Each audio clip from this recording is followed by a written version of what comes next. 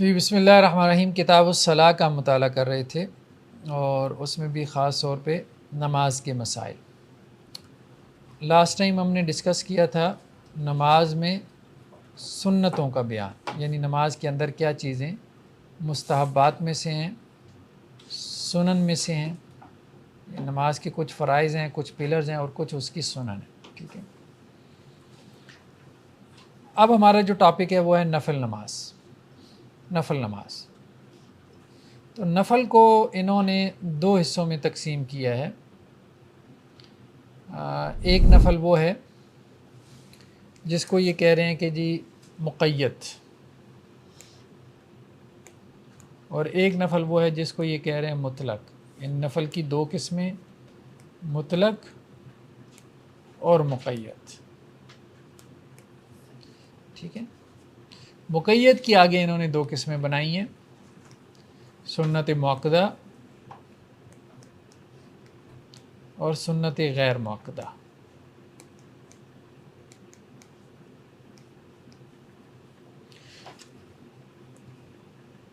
اور نفل کیا ہے؟ جو فرض نہیں ہے۔ ٹھیک ہے، ایک طرف فرض ہے،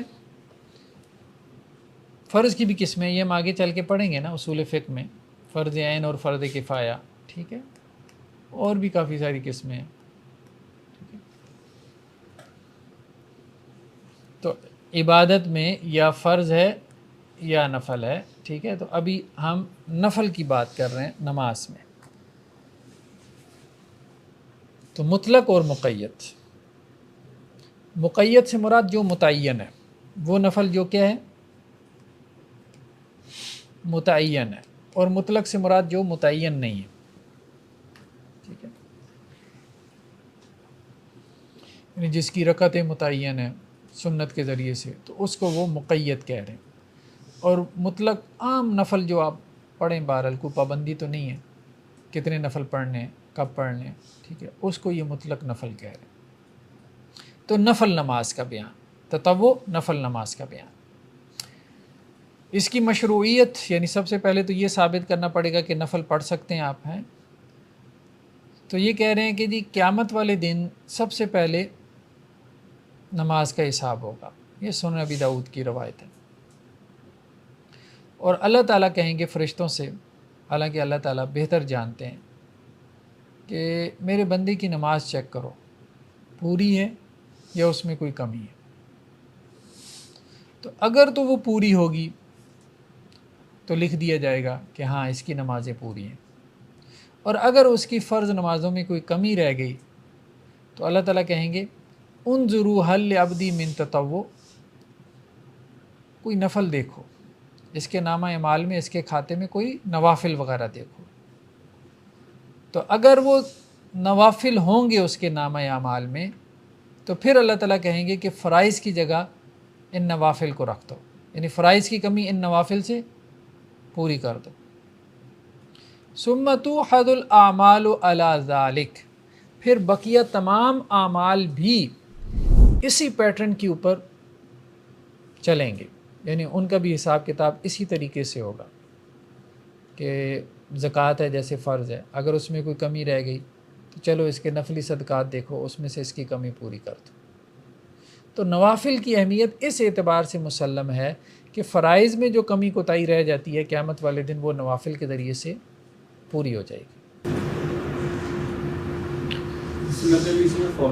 جی ہاں، سنتیں بھی اسی میں فال کرتی ہیں۔ سنتیں مؤکدہ ہو، سنت غیر مؤکدہ ہو، تو وہ بھی بیسیکلی نفل کی ایک قسم ہے کہ نماز یا تو فرض ہے یا نفل ہے۔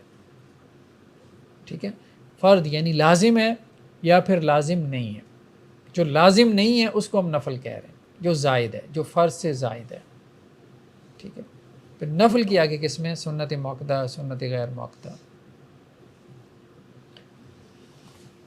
موطا میں جو ہے یہ روایت موجود ہے کہ امام مالک کہتے ہیں کہ ہمیں یہ بات پہنچی ہے کہ اللہ کے رسول صلی اللہ علیہ وسلم نے فرمایا سیدھے رہو اور جان لو کہ تمہارا بہترین عمل نماز ہے۔ اور دیکھو مومن ہی ہے جو وضو کی حفاظت کرتا ہے،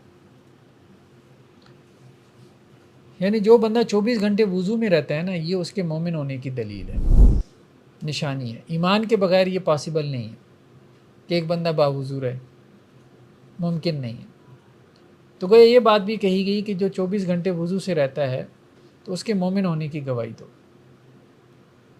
تو بعض اوقات امام ابن تیمیہ علیہ الرحمہ کو میں نے دیکھا ہے کہ اپنے وقت کے جو بھی انحرافات تھے، گمراہیاں تھیں، فتنے تھے فکری، یا اس کے اوپر انہوں نے بڑی شدید نقد کی. لیکن ان کے مخالفین میں جتنے بھی عیوب ہوتے تھے نا، لیکن کوئی نیکی دیکھ لیتے تھے جس کی تائید اگر کسی حدیث سے ہو رہی ہوتی تھی تو کہتے تھے بس چھوڑ دو، اس کے اوپر فتویٰ نہ لگاؤ. اب جیسے یہ حدیث بڑی کوٹ کرتے تھے امام ابن تیمیہ علیہ الرحمہ کہ نبی کریم صلی اللہ علیہ وسلم کہتے ہیں کہ جو باوضو رہتا ہے نا تو وہ مومن ہے. تو بھلے بدتی ہے، ہم اس کی جو بدعت ہے اس کے اوپر تنقید کریں گے، ٹھیک ہے، وہ تصوف کے راستے سے آئی ہے، وہ اعتزال کے راستے سے، معتزلہ کے راستے سے آئی ہے، لیکن یہ ہے کہ ہم اس کے بارے میں حسن ظن رکھیں گے اگر اس کے اندر یہ اعمال ہیں کہ جن کے اوپر جو ہے وہ حدیث میں ایمان کی گواہی دی گئی ہے. ہر ان اعمال میں مشقت تو ہے. بعض اوقات ایک بدعتی آدمی بھی تہجد کی نماز پڑھ رہا ہوتا ہے، ٹھیک ہے، باوضو رہتا ہے، اللہ سے ڈرنے والا ہوتا ہے. مسلم میں روایت ہے ربیعہ بن مالک اسلمی سے کہ اللہ کے رسول صلی اللہ علیہ وسلم نے ان سے پوچھا کہ آپ کو کچھ چاہیے؟ تو انہوں نے کہا جی کچھ بھی نہیں چاہیے، بس یہ ہے کہ جنت میں آپ کی صحبت مل جائے. تو اللہ کے رسول نے کہا اس کے علاوہ بھی؟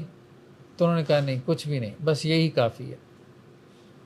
تو اس پہ آپ صلی اللہ علیہ وسلم نے تبصرہ کرتے ہوئے کہا فَإِنِّي عَلَىٰ نَفْسِكَ بِكَثْرَةِ السُّجُودِ، کثرت سجود کے ساتھ میری مدد کرو.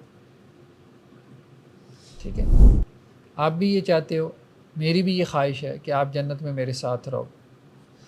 لیکن اللہ کے رسول صلی اللہ علیہ وسلم نے دعا کے راستے پہ نہیں لگایا کہ چلو میں نے دعا کر دی اب بس میرے ساتھ رہو، عمل کے راستے پہ لگایا. یہ اہم بات ہے. صحابی رسول ہیں، ٹھیک ہے، یہ خواہش ہے کہ نبی کریم صلی اللہ علیہ وسلم کی صحبت نصیب ہو، تو آپ صلی اللہ علیہ وسلم کثرت سے سجدے کیا کرو، یعنی نوافل کی کثرت، تو جنت میں میرے ساتھ ہوگے. یعنی ایک سبب کی طرف، ایک ذریعے کی طرف اشارہ کر دیا کہ جنت میں میری صحبت حاصل کرنے کے جو ذرائع ہیں ان میں سے ایک بڑا ذریعہ نفل نماز کا اہتمام ہے، سجدوں کی کثرت.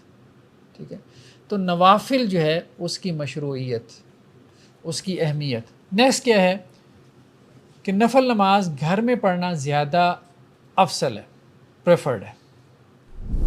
صحیح مسلم کی روایت ہے کہ جب تم میں سے کوئی مسجد میں نماز پڑھے تو اپنے گھر میں بھی کچھ نہ کچھ نماز ضرور پڑھا کرے. اللہ سبحانہ و تعالیٰ اس سبب سے اس کے گھر میں خیر و برکت نازل فرماتے ہیں. ٹھیک ہے، یعنی سنتیں گھر میں پڑھنی چاہیے. ایک اور روایت ہے حضرت عبداللہ بن عمر سے کہ اللہ کے رسول صلی اللہ علیہ وسلم نے فرمایا اجعلوا من صلاتکم فی بیوتکم، اپنی نماز جو ہے، یعنی مراد نفل نماز ہے، سنت نماز ہے، وہ اپنے گھروں میں پڑھا کرو. ولا تتخذوها قبورا، گھروں کو قبرستان مت بنا لو. یعنی قبرستان میں نماز نہیں نہ پڑھی جاتی، تو گھر بھی تمہارا ایسا نہیں ہونا چاہیے کہ اس میں تمہاری عبادت نہ ہو. تو فرض پڑھنے کے لیے ٹھیک ہے مسجد میں آ جائے، اس کے علاوہ جو نماز ہے وہ گھر میں پڑھے. سنن ابی داؤد کی روایت ہے زید بن ثابت سے کہ اللہ کے نبی صلی اللہ علیہ وسلم نے فرمایا بندے کی نماز اپنے گھر میں میری مسجد میں نماز سے بھی افضل ہے سوائے فرض نماز کے. تو کہنے کا مقصد یہ ہے کہ فرض نماز تو مسجد میں افضل ہے نا، لیکن جو نفل نماز ہے، سنت ہے، تو اگر وہ مسجد نبوی میں پڑھتا ہے، اور ایک آپشن یہ ہے کہ اپنے گھر میں پڑھتا ہے، تو گھر میں پڑھنا زیادہ افضل ہے. اب ظاہری بات ہے جن کو اللہ کے رسول کہہ رہے تھے وہ سارے صحابہ ہی تو تھے کہ گھر میں پڑھ کے آؤ. مسجد نبوی میں پڑھ رہے تھے نا وہ، تو اللہ کے رسول ان کو یہی کہہ رہے تھے مسجد کے بجائے گھر میں پڑھو، تو گھر میں پڑھنا اتنا افضل ہے. تو اب ہمارے یہاں ایک رواج سا پڑ گیا ہے کہ ہم مسجد میں ہی جا کے سنتیں وغیرہ پڑھتے ہیں، لیکن ہاں گھر میں پڑھنا مشکل ہو جاتا ہے، لیکن اس کے بہرحال اثرات تو ہیں. امام نووی نے یہاں پہ لکھا ہے، کچھ اثرات کا تذکرہ کیا کہ دیکھیں ایک تو یہ ہے کہ انسان جو ہے وہ خیر و برکت اس کا نزول ہوتا ہے جو حدیثوں میں آ گیا. دوسرا فرشتوں کا نزول ہوتا ہے، جہاں عبادت ہوگی وہاں فرشتوں کا نزول ہوگا. تیسرا شیطان بھاگ جاتا ہے جب آپ اللہ کی عبادت کر رہے ہیں. تو بہرحال فرق پڑتا ہے، یہ بات ہے. تو اب دیکھیں گھروں میں سارے کام کاج ہو رہے ہیں، ٹھیک ہے. اب تو وہ بچوں نے بھی کارٹون لگائے ہیں، آپ نیوز لگائے ہیں تو وہ پیچھے بیک گراؤنڈ میوزک چل رہا ہوتا ہے 24 گھنٹے، بس یہی ہے، باجے چل رہے ہیں. بھلے آپ میوزک نہیں بھی سن رہے ہیں تو رنگ ٹون لگی ہے وہ بھی باجے بج رہے ہیں. تو عبادت بہت ضروری ہے. گھر کی فضا نا بعض اوقات آپ دیکھتے ہیں بہت ٹینس ہو گئی ہے، بہت ڈپریشن ہے. اس کی وجہ یہی ہے کہ عبادت نہیں ہے گھر میں، گھر کے ماحول میں. اور اس میں بھی ٹھیک ہے کمرہ بھی بندہ اسپیسیفائی کر سکتا ہے، مختص کر سکتا ہے، لیکن یہ کوشش کرے گھر کے ہر کونے خدرے میں، ہر کونے میں خود بھی نماز پڑھ لی، سنتوں کا اہتمام کر لیا. کبھی نماز کسی وجہ سے رہ گئی جماعت سے تو گھر میں جماعت کروائیں، بچوں کو پیچھے کھڑا کر لیا، ٹھیک ہے، بیگم صاحبہ کو کھڑا کر لیا. اور اسی طرح سے تلاوت، اذکار، یہ کرتے رہنا چاہیے. اس سے گھر کی جو فضا ہے اوورال وہ بہت خوشگوار رہتی ہے. ورنہ تو شیاطین جم کے بیٹھ جاتے ہیں، ڈیرے لگا لیتے ہیں. تو دوسرا یہ ہے کہ نوافل کا گھر میں اہتمام کرنا. تیسری چیز کیا ہے؟ کثرت نوافل کی نسبت جو ہے وہ لمبا قیام کرنا یہ زیادہ بہتر ہے.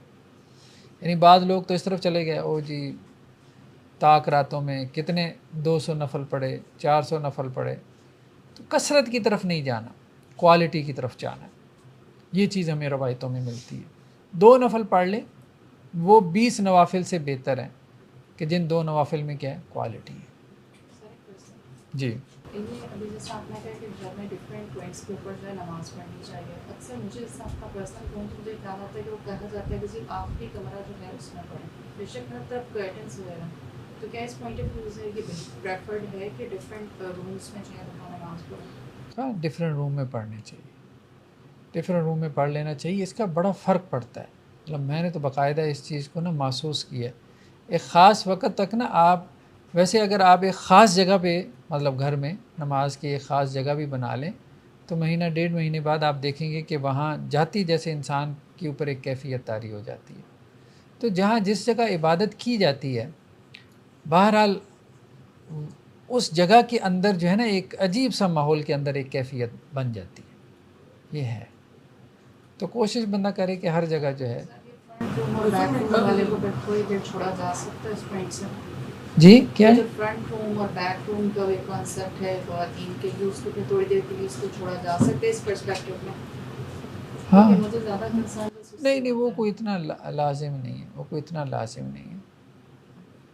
وہ اصل میں پرانے زمانوں میں گھروں کا جو سٹرکچر ہوتا تھا نا تو کھلے ویڑے ہوتے تھے، صحن ہوتا تھا. جیسے آج کل ہمارے یہاں گاؤں دیہات میں ایک سٹائل ہے، تو وہاں کہا گیا کہ اندر نماز پڑھے کیونکہ یہ ویڑا ہے اور ساتھ ہی گلی ہے، لوگ گزر رہے ہیں. تو وہ ایسا گھروں کا وہ سٹائل تھا. نہیں وہ یہ کہہ رہے ہیں کہ وہ ایک خاص کانٹیکس میں ہے نا، ایک خاص سٹائل تھا نا مطلب اس وقت گھروں کا. تو اس وقت یہ بات تھی کہ گھر کے اندر نماز پڑھے، مطلب اندرونی کمرے کے اندر. تو اب تو ہمارے یہاں سارے کورڈ ایریا ہوتا ہے، اس میں کوئی ایسا ایشو نہیں. حضرت مغیرہ بن شعبہ سے ہے کہ اللہ کے رسول صلی اللہ علیہ وسلم بہت لمبا قیام کرتے تھے، یہاں تک کہ آپ کے پاؤں میں اور پنڈلیوں میں ورم آ جاتا تھا، یعنی وہ سوج جاتے تھے. تو آپ سے کہا گیا کہ آپ اتنا لمبا قیام کیوں کرتے ہیں، اپنے آپ کو مشقت میں کیوں مبتلا کرتے ہیں؟ تو اللہ کے رسول نے کہا فلا اکون عبدا شکورا، کیا میں اللہ کا شکر گزار بندہ نہ بنوں؟ مطلب ایک تو یہ ہے نا کہ انسان اللہ سے اپنے گناہوں کی معافی چاہے، ٹھیک ہے. تو اللہ کے رسول کو یہ کہا گیا آپ کے تو گناہ نہیں ہیں. تو اللہ کے رسول نے کہا نعمتیں تو ہیں، تو اب ان نعمتوں کا شکر تو ادا کرنا ہے. حضرت عبداللہ بن حبشی خثمی سے روایت ہے کہ آپ صلی اللہ علیہ وسلم سے سوال کیا گیا کہ افضل اعمال کون سے ہیں؟ تو اللہ کے رسول نے کہا طول القیام، وہ نماز جس میں قیام لمبا. تو خود آپ صلی اللہ علیہ وسلم کا معمول بھی یہی تھا، لمبا قیام کرنا، اور آپ نے افضل نماز بھی اسی نماز کو کہا کہ جس میں قیام لمبا. پھر کہا گیا کہ بہترین صدقہ کون سا ہے؟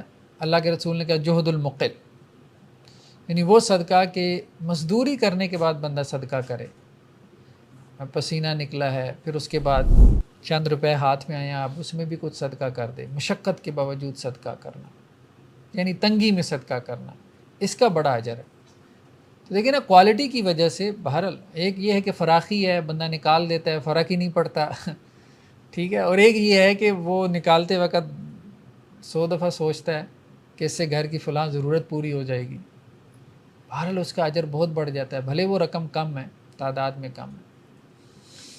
تو سب سے افضل ہجرت کون سی ہے؟ جب یہ سوال ہوا تو اللہ کے رسول نے کہا حرام چیزوں سے ہجرت کرنا، ان کو چھوڑ دینا۔ سب سے افضل جہاد کون سا ہے؟ مشرکین سے اپنے جان اور مال سے جہاد کرنا۔ سب سے افضل قتال کون سا ہے؟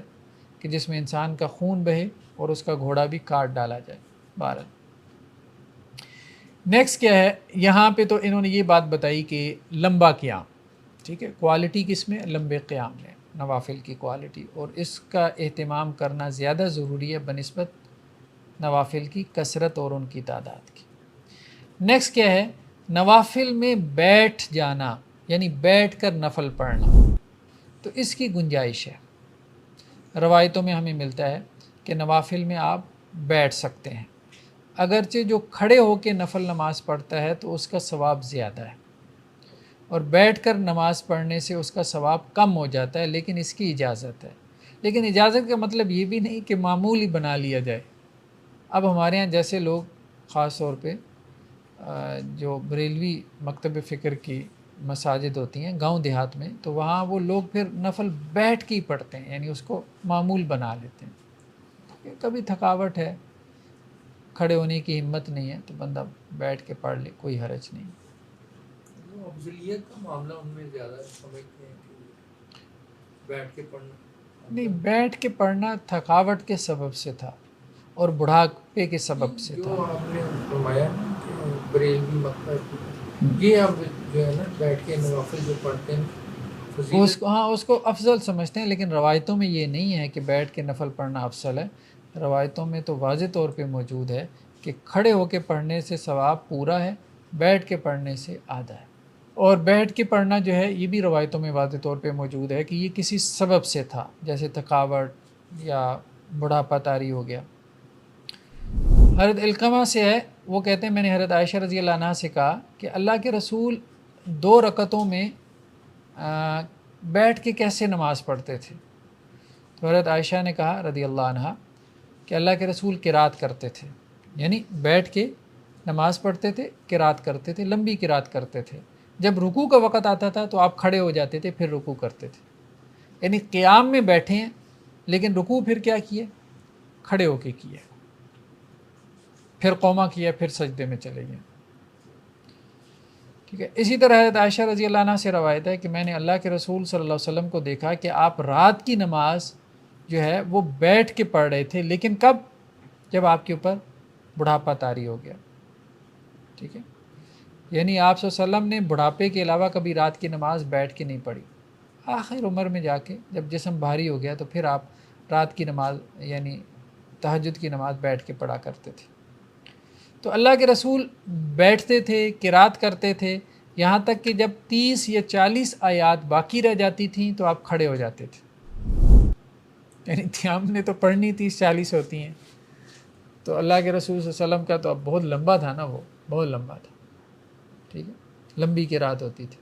تو اس لمبی قرات میں سے 30-40 آیات باقی رہ جاتی تھیں تو پھر آپ وہ کھڑے ہو کے پڑھ لیتے تھے، باقی بیٹھ کے لمبی قرات کر لیا کر۔ فرائض میں بھی ہو سکتا ہے اگر کوئی پرابلم، ہاں، فرائض میں اگر کوئی مرض وغیرہ ہے، کوئی مجبوری ہے، ٹھیک ہے۔ تو نوافل جو ہے بیٹھ کے پڑھنے کی اجازت ہے، ٹھیک ہے۔ نیکسٹ کیا ہے؟ نوافل کی اقسام۔ تو یہ وہی بات جو پہلے ہم کر چکے کہ ایک وہ ہے جیسے یہ مطلق نفل کی بات کہہ رہے ہیں، اور ایک وہ ہے جیسے وہ مقید کہہ رہے ہیں۔ مقید کی بات تو آگے آئے گی۔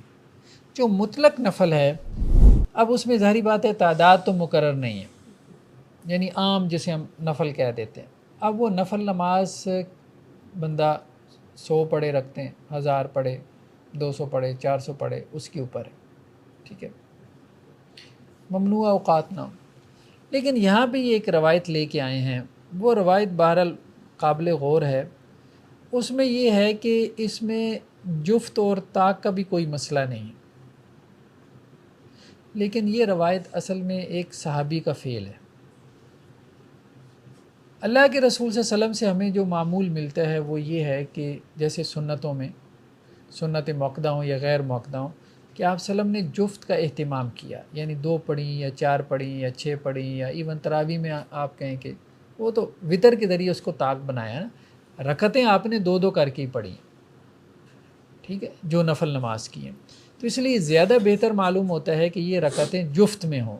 لیکن جو روایت یہ لے کے آئے ہیں اس سے یہ دلیل پکڑ رہے ہیں کہ طاق میں بھی جو ہے وہ نوافل پڑھے جا سکتے ہیں، یعنی 3 نفل پڑھ لیں، 5 پڑھ لیں، 1 پڑھ لیں یا 1 بھی پڑھ لیں. خیر بہرحال اس سنن بہقی کی روایت ہے حضرت ابو ذر سے کہ انہوں نے لمبے کوئی نفل پڑھے، تو جب سلام پھیرا تو احنف بن قیس ان کے پاس تھے، تو انہوں نے کہا جی آپ کو یہ پتہ ہے کہ آپ نے کتنی رکعتیں پڑھی، یا چلیں یہ پتہ ہے کہ جفت ہیں یا طاق ہیں. احنف بن قیس یہ تابعی ہیں، انہوں نے حضرت ابو ذر غفاری، وہ چونکہ بہت رغبت رکھنے والے تھے اللہ کی طرف، تو ان سے پوچھا. تو انہوں نے کہا بھئی اگر مجھے نہیں پتہ کتنی رکعتیں پڑھی، اللہ کو تو پتہ ہے کتنی پڑھی ہیں کون سے میں نے اپنے آپ کو بتانے کے لیے پڑھی ہیں، تو وہ تو اللہ کے لیے پڑھی ہیں، تو اللہ کے علم میں ہے گنتی. پھر اس کے بعد کہنے لگے کہ میں نے اللہ کے رسول صلی اللہ علیہ وسلم سے سنا، اور پھر رو پڑے. پھر کہنے لگے کہ میں نے اللہ کے رسول صلی اللہ علیہ وسلم سے سنا کہ جب بھی بندہ سجدہ کرتا ہے تو اللہ تعالیٰ اس کا ایک درجہ بلند کر دیتا ہے اور اس کے گناہ اس سے جھاڑ دیتا ہے. تو میں تو بس اس نیت سے لگا ہوا تھا کہ سجدے پہ سجدہ کر رہا ہوں، رکعت پہ رکعت پڑھ رہا ہوں کہ میرے درجات بلند ہوں اور اللہ تعالیٰ میرے گناہ معاف فرمائے. میں تعداد میں نہیں پڑھ رہا، ٹھیک ہے. لیکن بہرحال بہتر ہے کہ بندہ اس کو جفت میں کر لے تو یہ زیادہ محتاط نظر آتا ہے.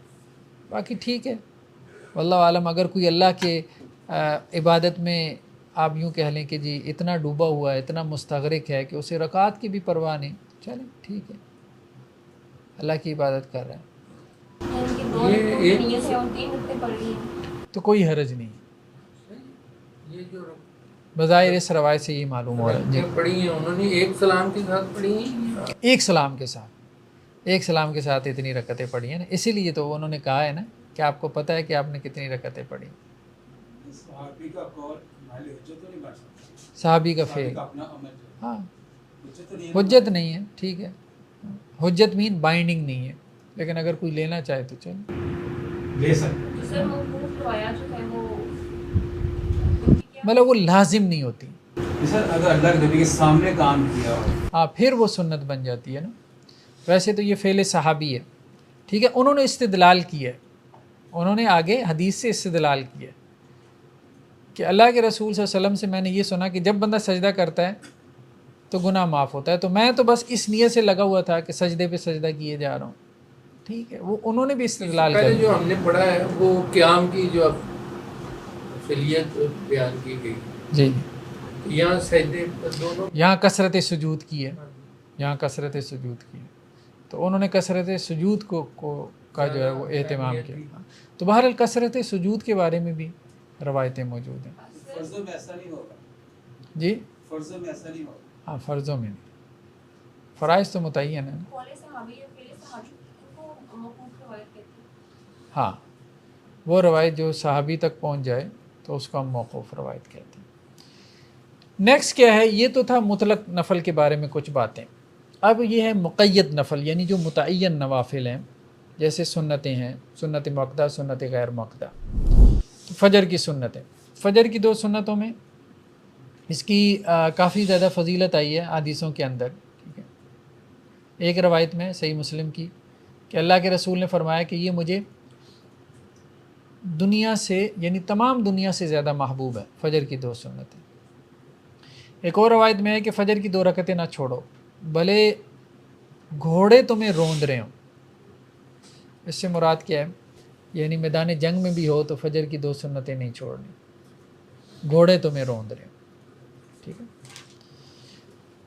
یہ بھی مسند احمد کی روایت ہے. ایک اور روایت میں ہے سنن ابی داؤد کی کہ اللہ کے رسول صلی اللہ علیہ وسلم جو ہے نوافل میں سب سے زیادہ اہتمام جن 2 رکعتوں کا کرتے تھے وہ فجر کی 2 رکعتیں، یعنی نفل نمازوں میں۔ ایک اور روایت ہے سنن ترمذی کی، مسلم کی بھی ہے، کہ فجر کی 2 رکعتیں دنیا اور مافیہ سے بہتر ہیں۔ تو یعنی کافی فضیلت آئی ہے فجر کی 2 سنتوں کی، خواہ ترک نہیں کرنا چاہیے۔ فرض تو نہیں ہے، لیکن بہرحال اسی کو ہم سنت موقدہ کہتے ہیں کہ جس کی بہت زیادہ تاکید آئی ہو، جس کو ایمفیسائز کیا گیا۔ نہیں یہ حدیثوں میں نہیں، یہ حدیثوں میں نہیں ہے، یہ انداز سے جو ہے وہ اس کو وہ کیا گیا ہے، فرق کیا گیا ہے، نکالا گیا ہے کہ بعض جگہ پہ اللہ کے رسول نے کہا اچھا ٹھیک ہے پڑھنا چاہتے ہو تو پڑھ لو، یہ انداز ہے، وہ آگے آ رہا ہے بعض مقامات پہ، تو اس کو وہ سنت غیر موقتہ میں لے گئے۔ بعض میں انداز یہ کہ نہیں پڑھو ہی پڑھو، تو اس کو سنت موقتہ میں لے گئے۔ جیسے اب یہاں پہ ہے نا کہ گھوڑے تمہیں روند رہے ہوں تو پھر بھی نہ چھوڑو، ٹھیک ہے، اب یہ ایک انداز ہے۔ یہ انداز فرض کے قریب نہیں چلا جاتا؟ ہاں فرض کے قریب تو چلا جاتا ہے، لیکن بہرحال پھر بھی اللہ کے رسول صلی اللہ علیہ وسلم نے اس کو واضح کیا نا اپنے عمل سے کہ فرائض کو آپ نے جماعت کے ساتھ ادا کیا، باقی کو چھوڑ دیا۔ یہ موقدہ اور غیر موقدہ احناف کی اصطلاحات بھی ہیں فقہ حنفی کے ساتھ خاص، یعنی باقی بھی فقہا کے ہاں تقسیم اپنی اپنی ہے، بعض جگہوں پہ اصطلاحات کچھ اور ہیں لیکن بہرحال تقسیمات ہیں۔ فجر کی 2 رکعتوں کو ہلکا کرنا، یعنی مطلب ہلکا کرنے سے مراد کیا ہے؟ شارٹ کرنا، ٹھیک ہے۔ حضرت حفصہ سے ام المومنین رضی اللہ عنہ کہ اللہ کے رسول صلی اللہ علیہ وسلم فجر کی 2 رکعتیں پڑھتے تھے، مطلب گھر کے اندر ہی، اور آپ اس کو بہت زیادہ شارٹ کرتے تھے۔ امام نافع جو ہیں وہ عبداللہ بن عمر سے نقل کرتے ہیں کہ وہ بھی فجر کی 2 سنتوں کو بہت شارٹ کیا کرتے تھے۔ حضرت عائشہ رضی اللہ عنہ سے یہ بھی روایت ہے کہ اللہ کے رسول صلی اللہ علیہ وسلم جو ہے فجر کی 2 رکعتیں فجر کی نماز سے پہلے پڑھتے تھے اور انہیں شارٹ کرتے تھے، یہاں تک کہ بعض اوقات ہمیں شک ہو جاتا تھا کہ آپ نے سورہ فاتحہ بھی پڑھی ہے کہ نہیں، یعنی اتنا شارٹ کرتے تھے۔ اس کی وجہ یہ ہے کہ اللہ کے رسول صلی اللہ علیہ وسلم کا قیام بہت لمبا تھا نا، تہجد بہت لمبی تھی، نصف رات تک تھی، 2/3 رات تک بھی چلی جاتی تھی۔ تو اب اس کے بعد فجر کی جو نماز ہے اس میں بھی قرات لمبی ہوتی تھی، تو درمیان میں 2 رکعتیں، تو اس کو اللہ کے رسول نے شارٹ کیا، مختصر کیا۔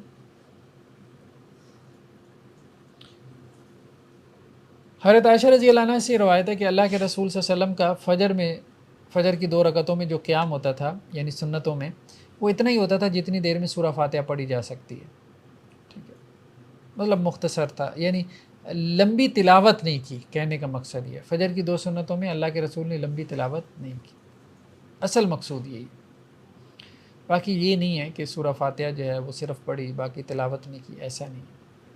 اللہ کے رسول صلی اللہ علیہ وسلم فجر کی 2 رکعتوں میں کیا پڑھتے تھے؟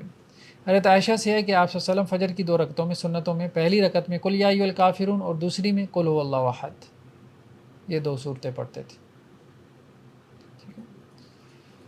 حضرت جابر سے روایت ہے کہ ایک آدمی جو ہے وہ فجر کی 2 رکعتیں پڑھ رہا تھا، تو اس نے پہلی رکعت میں یعنی 2 سنتوں میں پہلی رکعت میں قل یا ایھا الکافرون پڑھی، تو اللہ کے رسول نے کہا ھذا عبد عرف ربہ، یہ وہ بندہ ہے جو اپنے رب کی معرفت حاصل کر چکا ہے۔ پھر اس نے دوسری رکعت میں قل ھو اللہ احد پڑھی، تو اللہ کے رسول صلی اللہ علیہ وسلم فرمایا ھذا عبد آمن بربی، یہ بندہ اپنے رب پہ ایمان بھی لے آیا، یہ اپنے رب کا عارف بھی ہے اور مومن بھی ہے۔ تو اس پہ حضرت طلحہ کہتے ہیں کہ پھر مجھے یہ 2 صورتیں بہت محبوب ہو گئیں، اب میں یہی 2 صورتیں پڑھتا ہوں، ٹھیک ہے۔ بعض اور بھی روایتیں ہمیں ملتی ہیں کہ اللہ کے رسول صلی اللہ علیہ وسلم نے فجر کی 2 رکعتوں میں جیسے قولوا آمنا باللہ وما انزل الینا اور قل یا اہل الکتاب تعالوا الی کلمۃ سواء بیننا وبینکم، یہ بھی پڑھا ہے، ایک آیت۔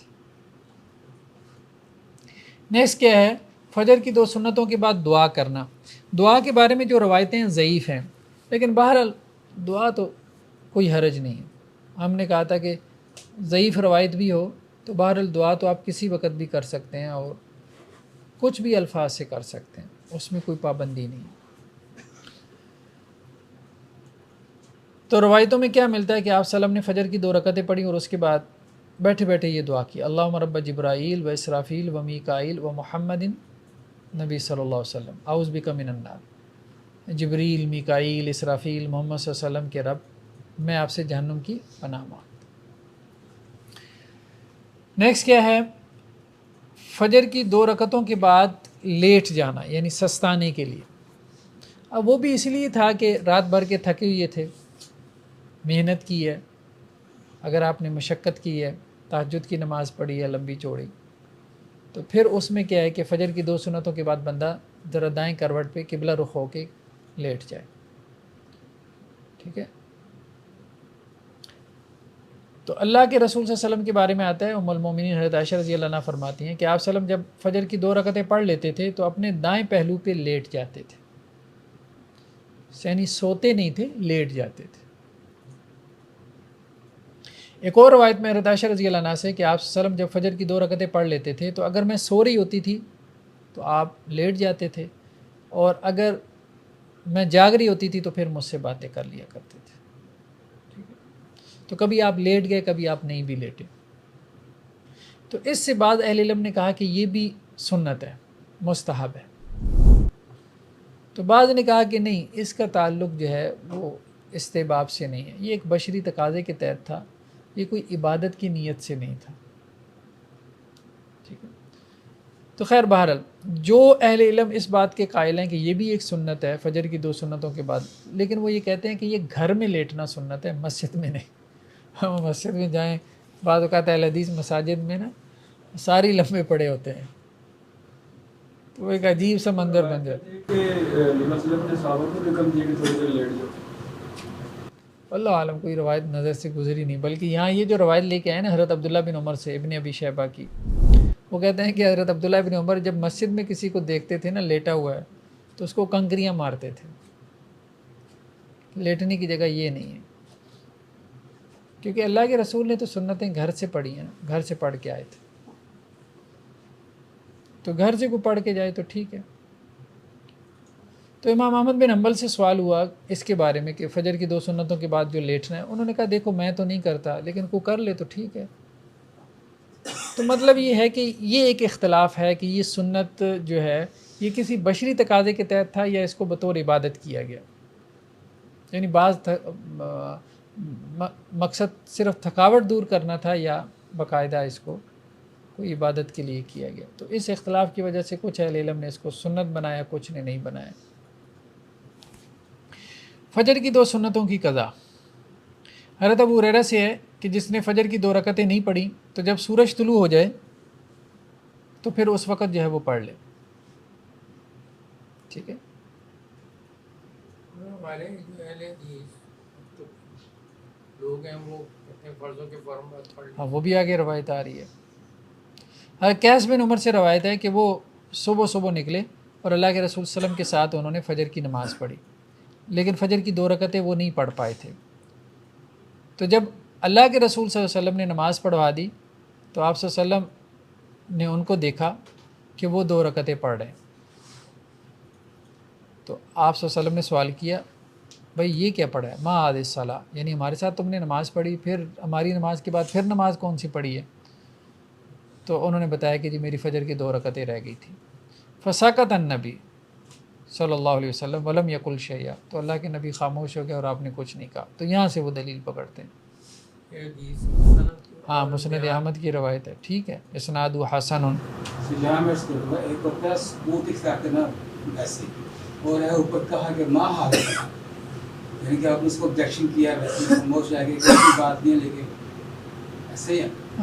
نہیں وہ اس لیے کیا کیونکہ آپ صلی اللہ علیہ وسلم نے منع کیا تھا فجر کے بعد نماز پڑھنے سے، ممنوع اوقات میں ہے نا، وہ فجر کے بعد کوئی نفل نماز نہیں ہے، تو ممنوع اوقات میں چونکہ وہ نماز پڑھ رہے تھے تو اس لیے منع کیا۔ 5 ممنوع اوقات ہیں نا، سورج طلوع ہونا، سورج غروب ہوتے وقت، زوال کے وقت، عصر کے بعد اور فجر کی نماز کے بعد۔ تو اب چونکہ وہ ممنوع اوقات میں نماز پڑھ رہے تھے تو اس لیے آپ صلی اللہ علیہ وسلم نے فرمایا کہ میں نے تو منع کیا ہے اس وقت میں نماز پڑھنے سے، تو کیوں پڑھ رہے ہو؟ تو اس پہ پھر انہوں نے وضاحت دی کہ میں کوئی نفل نہیں پڑھ رہا، میری فجر کی 2 رکعتیں رہ گئی تھی وہ میں نے پڑھی ہیں۔ تو گویا آپ صلی اللہ علیہ وسلم نے اس کو اجازت دی کہ ٹھیک ہے فجر کی 2 رکعتیں اگر رہ گئی ہیں تو وہ پڑھ سکتا ہے، ویسے نفل نماز نہ پڑھے، ٹھیک ہے. سورج کے طلوع ہونے کے بعد پڑھ لے وہ بھی ٹھیک ہے، دونوں طرح سے ٹھیک ہے، دونوں طرح. حضرت عمران بن حسین سے ہے کہ اللہ کے نبی صلی اللہ علیہ وسلم ایک سفر میں تھے اور لوگ بھی آپ کے ساتھ تھے، مطلب قافلہ تھا، تو لوگ سو گئے، یعنی رات کو دیر سے پڑاؤ ڈالا تہجد کے وقت قافلے نے، اب تھکے آ رہے تھے تو سارے سو گئے اور فجر کی نماز رہ گئی، یہاں تک کہ سورج طلوع ہو گیا اور کافی بلند ہو گیا، اور سورج کی حدت اور گرمی کی وجہ سے لوگ بیدار ہوئے. اللہ کے رسول صلی اللہ علیہ وسلم نے مؤذن کو کہا، اس نے اذان دی، پھر آپ نے 2 رکعتیں پڑھی، پھر اس کے بعد آپ نے فجر کی نماز پڑھائی. تو اس کا مطلب کیا ہے؟ یعنی فجر کی 2 رکعتوں کی قضا ہے. ویسے تو سنتوں کی قضا نہیں ہوتی، فرائض کی ہوتی ہے، لیکن فجر کی 2 سنتوں کی قضا ہے. فجر کی اذان کے بعد جو ہے نوافل پڑھ سکتے ہیں کہ نہیں، یہ ایک اختلافی مسئلہ ہے، یہ ایک اختلافی مسئلہ ہے. ایک ہے فجر کی نماز کے بعد، تو فجر کی نماز کے بعد تو ٹھیک ہے، وہ تو صریح حدیثیں، ہاں وہ صریح حدیثیں. لیکن ایک ٹائم ہمارے پاس ہے جسے ہم کہتے ہیں سحری سے لے کے اور فجر کی نماز تک ایک وقت ہوتا ہے 15-20 منٹ، تو اس میں درمیان میں تو ویسے ہی ہم 2 نفل پڑھ رہے ہیں، یعنی 2 سنتیں جیسے ہم کہہ رہے ہیں. اس کے علاوہ پڑھ سکتے ہیں کہ نہیں پڑھ سکتے، یہ ایک اختلافی مسئلہ ہے، ٹھیک ہے. بعض کہتے ہیں کہ جی آپ صلی اللہ علیہ وسلم سے ثابت نہیں ہے تو اس لیے نہ پڑھیں. بعض کہتے ہیں کہ نہیں، بعض صحابہ سے ثابت ہے کہ ان کے وطر اگر رہ گئے تھے تو انہوں نے اس وقت میں پڑھے. تو اس کا مطلب یہ ہے کہ اگر کوئی پڑھنا چاہتا ہے تو پڑھ سکتا ہے. بہرحال یہ ایک اختلافی مسئلہ ہے. اگر وہ سنتیں گھر میں پڑھ کے گیا ہے اور بالکل مسجد کے جو ہے وہ پڑھ رہا ہے، وہ پڑھ نہیں جاتے، زیادہ بہتر یہی معلوم ہوتا ہے کہ صرف 2 سنتیں ہی پڑھے. اللہ کے رسول صلی اللہ علیہ وسلم کا فعل یہی ہے کہ آپ نے 2 سنتیں ہی پڑھی ہیں سحری سے فجر کی نماز کے درمیان میں. محتاط یہی معلوم ہوتا ہے. ہاں یہ کہا جا سکتا ہے اگر کسی کے وطر رہ گئے تو وہ وطر اگر اس وقت میں پڑھنا چاہے فجر سے پہلے تو وہ پڑھ لے، یعنی وطر کی قضا دے دے. ظہر کی سنتیں، ایک روایت تو یہ ہے کہ ظہر کی سنتیں 4 ہیں، 2 پہلے 2 بعد میں، ٹھیک ہے. یہ حضرت عبداللہ بن عمر سے روایت ہے، وہ یہ کہتے ہیں کہ میں نے اللہ کے نبی صلی اللہ علیہ وسلم سے 10 رکعتیں محفوظ کی ہوئی ہیں، یعنی میں نے یاد رکھا ہے کہ اللہ کے رسول 10 رکعتیں پڑھتے تھے. رکعتین قبل ظہر، 2 ظہر سے پہلے، ورکعتین بعدہا، 2 ظہر کے بعد، ورکعتین بعد المغرب، اور 2 مغرب کے بعد، اور یہ فی بیتی اپنے گھر میں.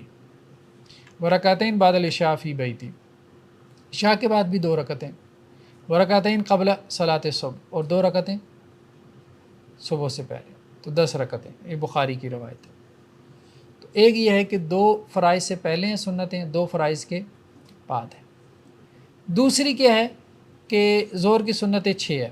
عبداللہ بن شقیق سے روایت ہے کہ میں نے حضرت عائشہ رضی اللہ عنہ سے پوچھا آپ صلی اللہ علیہ وسلم کی نماز کے بارے میں. انہوں نے کہا کہ آپ صلی اللہ علیہ وسلم ظہر سے پہلے یصلی قبل ظہر اربعن، 4 پڑھتے تھے، وسنتین بعدہا، اور 2 اس کے بعد پڑھتے تھے. ٹھیک ہے. حضرت ام حبیبہ سے بھی روایت ہے کہ آپ صلی اللہ علیہ وسلم فرمایا جس نے دن اور رات میں 12 رکعتیں پڑھی تو اللہ تعالیٰ اس کے لیے جنت میں گھر بنائے گا. دن اور رات میں 12 رکعتیں سے مراد یہی جو سنت موقدہ ہیں، تو اللہ اس کے لیے جنت میں محل بنائے گا، گھر بنائے گا. 4 ظہر سے پہلے، 2 ظہر کے بعد، 2 مغرب کے بعد، 2 عشاء کے بعد، اور 2 فجر سے پہلے. تو 2 پڑھ لے، 6 پڑھ لے، بلکہ 8 کا بھی تذکرہ آتا ہے. ایک اور روایت میں حضرت ام حبیبہ سے کہ آپ صلی اللہ علیہ وسلم فرمایا جس نے 4 رکعتیں ظہر سے پہلے پڑھی، من صلی اربعن قبل ظہر و اربعن بعدہا، اور 4 ظہر کے بعد پڑھی،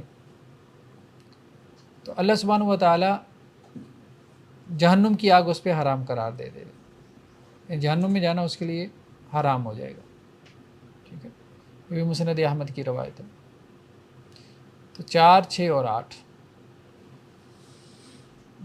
ظہر سے پہلے جو رکعتیں ہیں ان کی، یعنی ان سنتوں کی فضیلت کیا؟ حضرت ابو ایوب انصاری سے ہے کہ وہ ظہر سے پہلے 4 رکعتیں پڑھتے تھے. ان سے کہا گیا کہ آپ ہمیشہ ہی پڑھتے ہیں 4 رکعتیں، تو انہوں نے کہا میں نے اللہ کے رسول صلی اللہ علیہ وسلم کو دیکھا کہ آپ ہمیشہ پڑھتے تھے. اب دیکھیں نا، یہاں سے اندازہ ہوتا ہے کہ وہ سنت موقدہ ہے. ٹھیک ہے. تو میں نے آپ صلی اللہ علیہ وسلم سے سوال کیا کہ آپ کیوں یہ 4 رکعتیں ہمیشہ پڑھتے ہیں؟ تو اللہ کے رسول نے کہا کہ یہ وہ گھڑی ہے کہ جس میں آسمانوں کے دروازے کھولے جاتے ہیں، اور مجھے یہ پسند ہے کہ جب میرے اعمال اوپر کو جائیں تو ان میں نماز کا تذکرہ ہو، ٹھیک ہے، یعنی فرشتے جب اعمال لے کے جائیں اللہ کے کسی بندے کے، تو وہ یہ بتائیں اللہ کو جا کے کہ ہم آپ کے بندے کو نماز کی حالت میں چھوڑ کے آئیں، تو آپ صلی اللہ علیہ وسلم فرمایا کہ مجھے یہ پسند ہے۔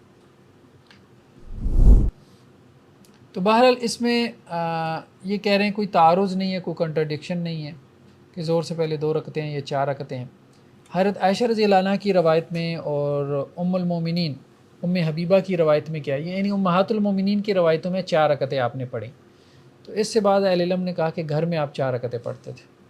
حضرت عبداللہ بن عمر کی روایت میں کہ آپ 2 رکعتیں پڑھتے تھے، تو مطلب مسجد میں اگر آپ پڑھتے تھے تو 2 پڑھتے تھے، گھر میں پڑھتے تھے تو 4۔ اس طرح سے دونوں حدیثوں کو جمع کیا جا سکتا ہے۔ ظہر کی سنتیں اگر رہ جائیں تو اس کی قضا ہے، ہاں قضا اللہ کے رسول نے دی ہے، اس سے بھی اس کی سنت مقدہ ہونے کا علم ہمیں پڑتا ہے۔ حضرت عائشہ رضی اللہ عنہ سے ہے کہ اللہ کے نبی صلی اللہ علیہ وسلم جب ظہر سے پہلے 4 رکعتیں نہیں پڑھ پاتے تھے تو صلی اللہ بعدہ، یعنی کسی مصروفیت کی وجہ سے نہیں پڑھ پائے تو ظہر کے بعد ان کو پڑھتے تھے۔ ایک اور روایت ہے حضرت عائشہ رضی اللہ عنہ سے کہ اللہ کے رسول صلی اللہ علیہ وسلم سے جب ظہر کی 4 رکعتیں فوت ہو جاتی تھیں تو آپ صلی اللہ علیہ وسلم کیا کرتے تھے، ان کو ظہر کی نماز کی 2 رکعتوں کے بعد پڑھا کرتے تھے، لیکن یہ روایت ضعیف ہے کہ ظہر کی نماز کی 2 رکعتوں کے بعد، دیکھیں 2 رکعتوں کے بعد پڑھ لے یا پہلے پڑھ لے وہ اس کے اوپر ہے، وہ اس کے اوپر ہے، لیکن یہ بات روایتوں میں ملتی ہے، صحیح روایتوں میں، کہ آپ صلی اللہ علیہ وسلم نے وہ 4 رکعتیں ظہر کے بعد پڑھی۔ ہاں اب یہ ہے کہ ظہر کی بعد کی جو سنتیں ہیں، ظہر کے بعد کی اگر وہ رہ جائیں، یعنی پہلی والی رہ جائیں تو وہ ظہر کے بعد پڑھ لے، اور اگر ظہر کے بعد والی رہ جائیں تو پھر کب پڑھے؟ تو اب اس کی بھی اللہ کے رسول صلی اللہ علیہ وسلم نے قضا دی ہے، اور وہ قضا دی ہے عصر کے بعد، اور اس پہ اللہ کے رسول نے کہا تھا کہ یہ میں نے تو کر لیا، آپ لوگ نہ کرو۔ یہ مسند احمد کی روایت ہے حضرت ام سلمہ سے کہ آپ صلی اللہ علیہ وسلم نے جو ہے وہ ظہر کی نماز پڑھائی اور مال غنیمت آ گیا، تو آپ مسجد میں ہی بیٹھ گئے اور لوگوں میں مال غنیمت تقسیم کرنے لگ گئے، یہاں تک کہ عصر کا وقت ہو گیا تو مؤذن کھڑا ہوا اور اس نے عصر کی اذان کہہ دی، تو اللہ کے رسول نے عصر کی نماز پڑھی، پھر عصر کے بعد آپ کا معمول ہوتا تھا آپ ازواج کی طرف جاتے تھے، تو حضرت ام سلمہ رضی اللہ عنہ کے باری تھی، آپ صلی اللہ علیہ وسلم ان کی طرف گئے اور آپ نے وہاں جا کے فراقہ رکعتین خفیفتین 2 ہلکی رکعتیں پڑھی،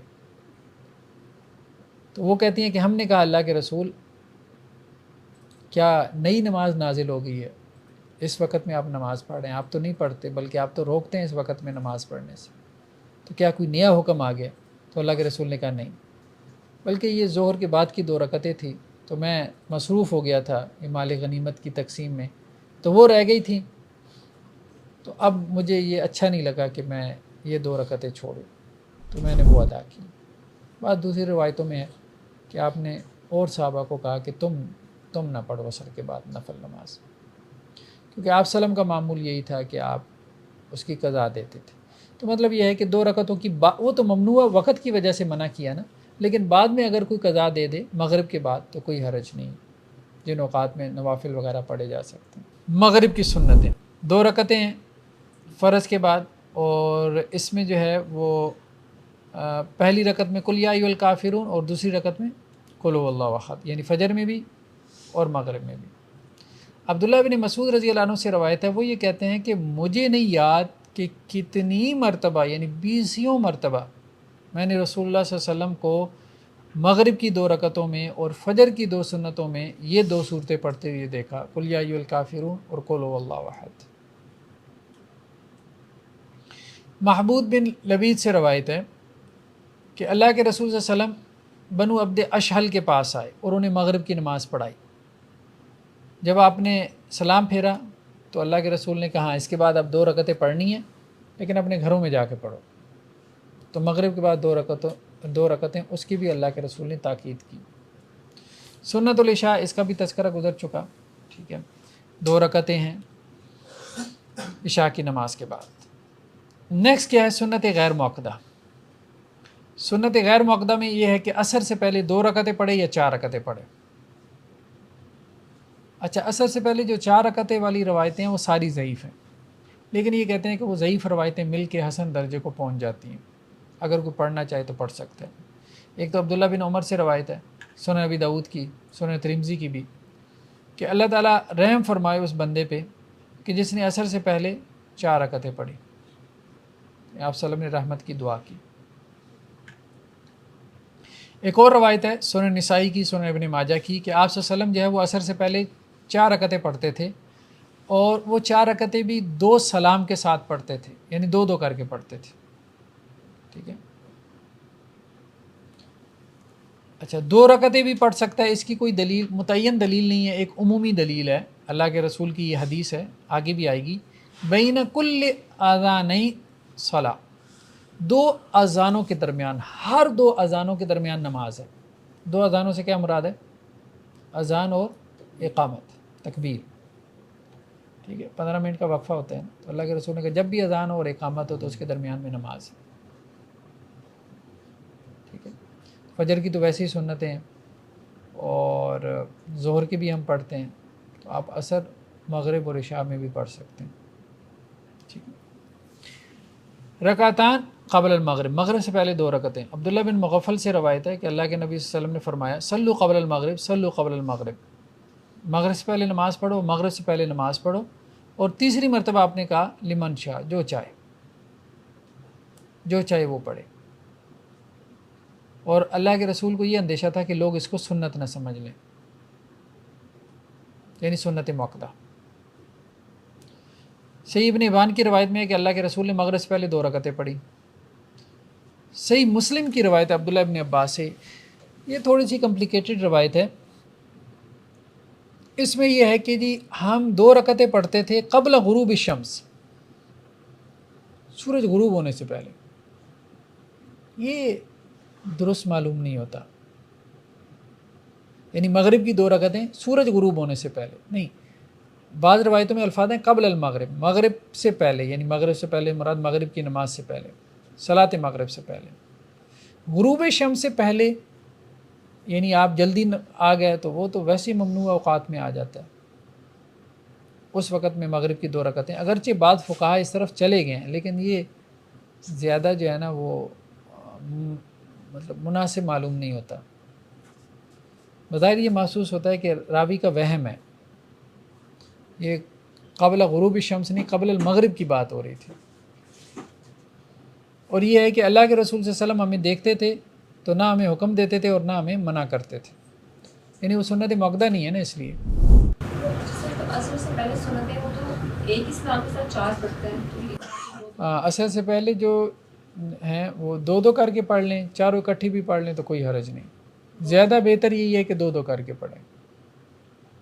یہ 4 اکٹھی کی دلیل وہیں سے پکڑتے ہیں پہلے کیونکہ 4 اکٹھی کی دلیل یہی ہے کہ جیسے جو ہے وہ سنت موقدہ میں بھی کہ اللہ کے رسول نے 4 رکعتیں پڑھی، تو وہ 4 رکعتیں پڑھی، اس سے ایک دلیل پکڑ لیتے ہیں. نیکسٹ کیا ہے؟ عشاء سے پہلے 2 رکعتیں.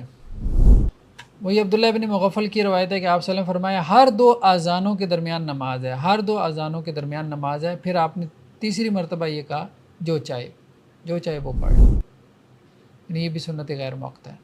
تو سنت غیر موقدہ میں لمن شاء کے الفاظ آتے ہیں، اس لیے ہم اس کو غیر موقدہ کہتے ہیں. ٹھیک ہے، کلیئر ہے جی سنت کے نفل اور سنتوں کے مسائل. نیکسٹ کیا ہے؟ وطر کے مسائل.